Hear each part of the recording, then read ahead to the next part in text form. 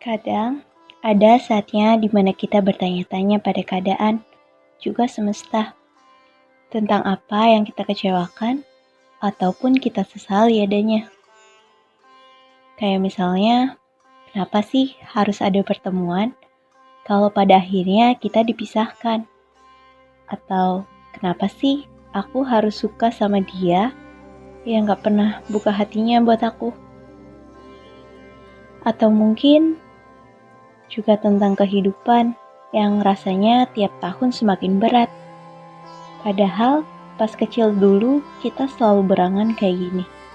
Kalau dewasa nanti, aku mau jadi nih, aku mau kayak gini, aku mau milih itu, aku mau seperti itu.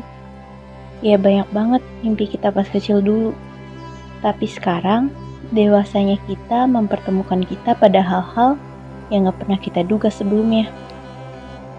Yang tentunya di luar rencana kita, dan pastinya gak mudah. Seringkali kita mengeluh, bahkan hampir menyerah. Seakan hidup udah gak bisa dinikmatin. Rasanya seakan setiap waktu adalah siksaan bagi raga yang seperti dipaksa untuk berjalan walau sudah tak mampu lagi. Di fase ini kita butuh orang-orang yang bisa jadi pendengar. Tapi seringnya, diri merasa diam lebih baik daripada harus cerita, tapi tak ada seorang pun yang dapat mengerti perasaan yang kita alamin. Ataupun banyak yang bertanya, tapi hanya karena ingin tahu, bukan karena benar-benar peduli.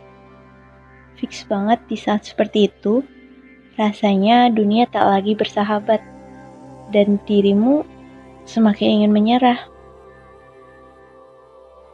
Jika kalian pernah alami fase ini, aku pengen bilang kalau kalian gak sendiri. Dan ketika kalian merasa sepi, perlu diingat bahwa Sang Pencipta selalu ada kok untuk kalian.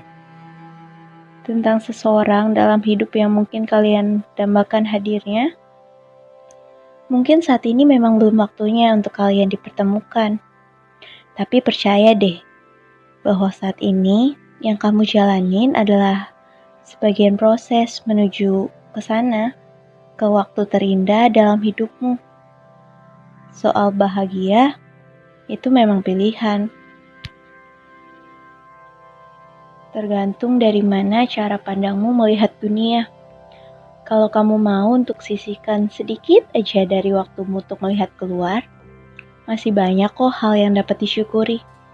Dan percaya deh, kalau kamu itu berharga. Setiap orang diciptakan dengan keunikan masing-masing. Ketika kamu iri dengan kehidupan orang lain, kamu harusnya sadar, ada juga orang yang justru iri akan hidupmu. Antara kamu dengan dia memang berbeda. Tapi, setiap orang punya hak untuk bahagia. Memang tidak dengan cara yang sama pastinya. Namun bahagia yang sesungguhnya, sebenarnya sudah kamu miliki, yaitu hati kamu sendiri. Jadi mulai sekarang, cukup lihat ke atas untuk memotivasi diri ya. Jangan untuk menjatuhkan diri sendiri. Dan jangan lupa juga tetap lihat ke bawah untuk selalu bersyukur. Ketika kamu mulai menyerah, coba deh ingat lagi. Berapa banyak rintangan yang udah berhasil kamu lewatin. Berapa banyak tangis yang udah kamu laluin. Dan pada akhirnya berakhir bahagia. Berapa banyak juga usaha yang udah kamu lakuin hingga membawamu sampai di titik ini, di titik saat ini, sekarang ini.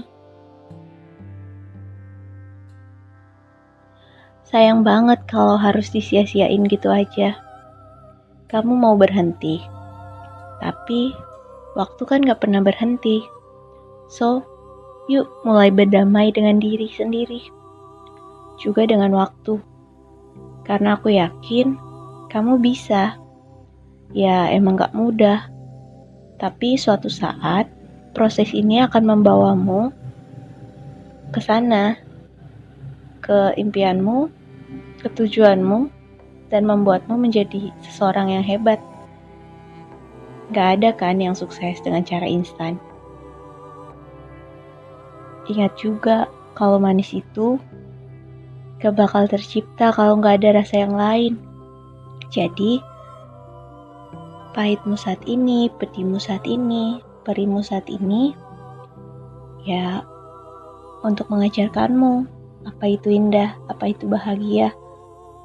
Jadi, tetap semangat ya.